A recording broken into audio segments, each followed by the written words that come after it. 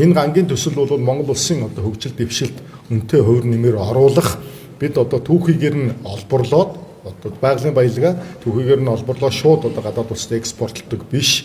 Өөрөөсөө дотооддоо боловсруулдаг байх манай засгийн газрын бодлогын нэг том одоо төсөл болно. Зэсийн үйлдвэрийн төслийн одоо сонгон шалгаруулалт бас явж байгааг та бүхэн мэдж байгаа. Зэсайлуулах үйлдвэрийн сонгон шалгаруулалтын одоо ялагч тодорсон одоо засгийн газрын ажлын хэсэг хилцээр хийж байна.